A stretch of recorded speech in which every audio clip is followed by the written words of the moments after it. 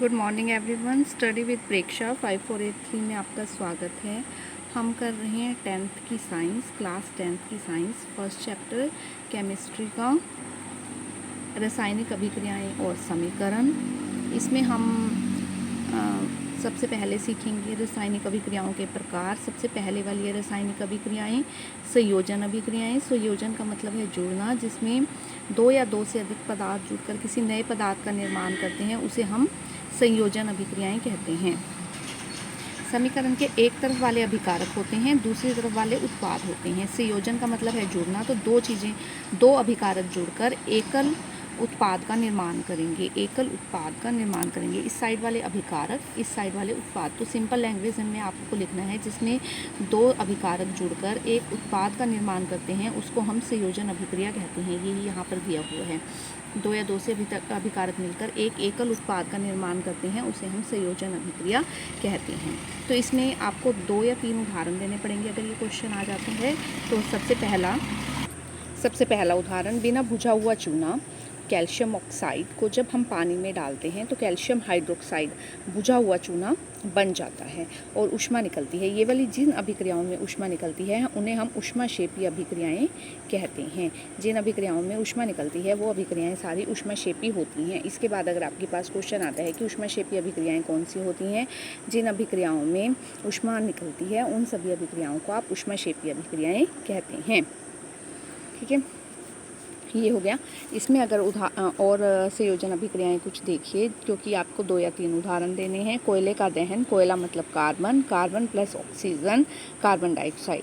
ठीक है, ये सॉलिड, कार्बन जो है आपने देखा है वो सॉलिड होता है, कोयला, ऑक्सीजन एक गैस है और कार्बन डाइऑक्साइड जो बनी वो भी एक गैस है। ये जी और एस इसलिए लिखा हुआ है, एस मैंने सॉलिड, सॉलिड मतलब द्रव, सॉलिड मतलब ठोस और गैस मतलब गैस। ठीक है, यहाँ पर ये इसलिए दूसरी संयोजन अभिक्रिया H2 plus O2 is equal to H2O, H2 plus O2 2H2O। अभी समीकरणों को संतुलित करना मैं इससे अगली वीडियो में सिखाऊंगी आपको कि कैसे समीकरणों को संतुलित करते हैं। तो अब आप समझ गए होंगे सरल शब्दों में कि जब 2 या 2 से अधिक पदार्थ मिलकर एक नए पदार्थ का निर्माण करते हैं उसे हम संयोजन अभिक्रियाएँ कहते हैं। संयोजन का मतलब जुड़ना होता है।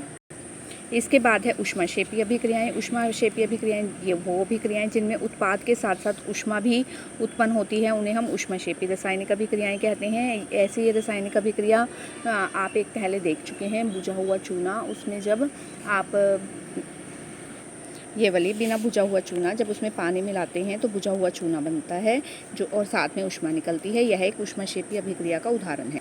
इसके बाद उसने पूछा है कि ऊष्माक्षेपी अभिक्रियाओं के कुछ अन्य उदाहरण दीजिए। ऊष्माक्षेपी अन्य उदाहरण जो हैं वो हैं प्राकृतिक गैस का दहन। प्राकृतिक गैस मतलब मीथेन, जब उसमें ऑक्सीजन मिलाई जाती है तो कार्बन डाइऑक्साइड और पानी और ऊर्जा निकलती है, तो यह भी एक ऊष्माक्षेपी अभिक्रिया है। क्या आप जानते हैं कि श्वसन भी एक ऊष्माक्षेपी अभिक्रिया है? सांस लेना भी एक ऊष्माक्षेपी अभिक्रिया है। सांस लेना मतलब जब हम सांस लेते हैं तो हम ऑक्सीजन अंदर लेते हैं। वो ऑक्सीजन क्या करती है, वो ऑक्सीजन जो है अंदर जाकर, ठीक है, ग्लूकोज जो हमें मिला है उसको कार्बन डाइऑक्साइड, पानी और ऊर्जा में तोड़ने का कार्य करती है। तो इस अभिक्रिया को भी हम ऊष्माक्षेपी अभिक्रिया कहते हैं। इसमें भी ऊष्मा निकलती है। वो आप महसूस भी कर सकते हैं, जब आप नाक के पास लेकर जाते हैं तो आपको थोड़ी गर्म जो ऊष्मा निकलती है वो गर्म, जो नाक से हम सांस छोड़ते हैं वो गर्म फील होती है। हम सभी जानते हैं कि जीवित रहने के लिए हमें ऊर्जा की आवश्यकता होती है। यह हमें भोजन से प्राप्त होती है। पाचन के द्वारा भोजन जो है छोटे छोटे टुकड़ों में टूट जाता है और कार्बोहाइड्रेट हमें इससे मिलती है। कार्बोहाइड्रेट के टूटने से हमें ग्लूकोज मिलता है। ग्लूकोज जो है वो हमारे शरीर की कोशिकाओं में उपस्थित ऑक्सीजन के साथ मिलकर हमें ऊर्जा प्रदान करता है। ग्लूकोज C6H12O6 ग्लूकोज का फॉर्मूला है।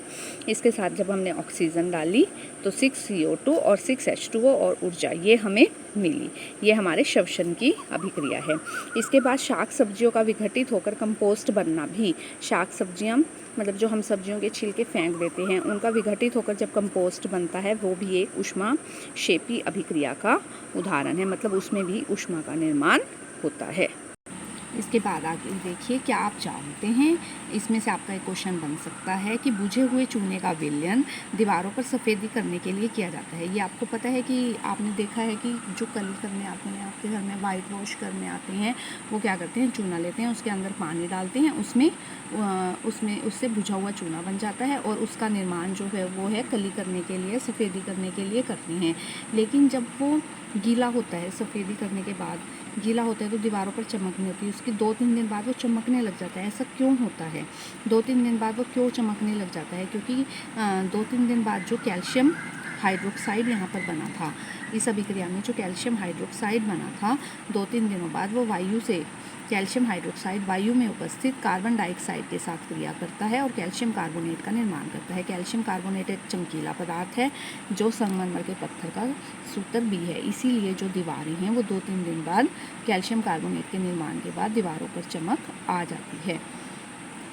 इस वीडियो को देखने के बाद आपको बहुत से क्वेश्चन, 3-4 क्वेश्चन समझ आ गए होंगे। एक तो संयोजन अभिक्रियाएं किन्हें कहते हैं, जिसमें दो पदार्थ जुड़कर एक नए पदार्थ का निर्माण करते हैं। संयोजन का मतलब है जुड़ना, जिसमें दो या दो से अधिक पदार्थ मिलकर एक नए पदार्थ का निर्माण करते हैं, उसे हम संयोजन अभिक्रियाएं कहते हैं। दूसरी बात, संयोजन अभिक्रियाओं के उदाहरण आपको 2-3 समझ आ गए होंगे।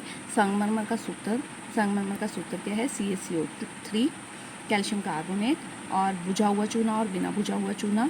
और 2-3 दिन बाद दीवारों पर चमक क्यों आ जाती है, ऊष्मक्षेपी अभिक्रियाएं किन्हें कहते हैं, और श्वसन की प्रक्रिया में ग्लूकोज से कार्बन डाइऑक्साइड और ऊष्मा और पानी बनता है।